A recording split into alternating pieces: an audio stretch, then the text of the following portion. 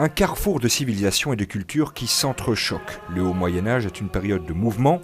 Vikings, byzantins ou encore mérovingiens se croisent pour conquérir des terres ou commercer. On prend la période du 4e au 10e siècle, une période qui est souvent qualifiée comme âge sombre, mais avec notre exposition, on veut surtout expliquer qu'il y a beaucoup de contacts, de mobilité, aussi des migrations, qui fait que c'est une période tout à fait intéressante, avec des belles pièces à voir. Une momie égyptienne, des manuscrits ou encore ce drakkar entièrement reconstitué font partie des objets symboliques de cette période. Alors expliquez-nous quel est l'objet qu'on voit ici. Donc ici on se trouve devant un couvercle de reliquaire qui contenait des ossements d'un saint. Et alors ce qui est tout à fait particulier, c'est qu'on pouvait verser de l'huile via ce petit trou.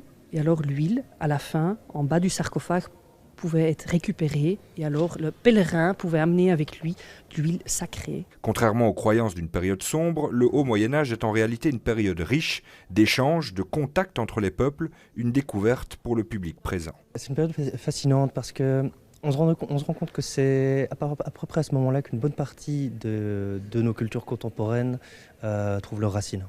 On est comme au courant qu'Attila est arrivé par chez nous, mais les détails de toutes ces migrations non, et la carte du début est super intéressante pour ça, parce qu'on voit que les gens se sont fait pousser par d'autres et que les Vandales sont passés par l'Espagne pour aller en Tunisie, chose que je ne connaissais pas du tout.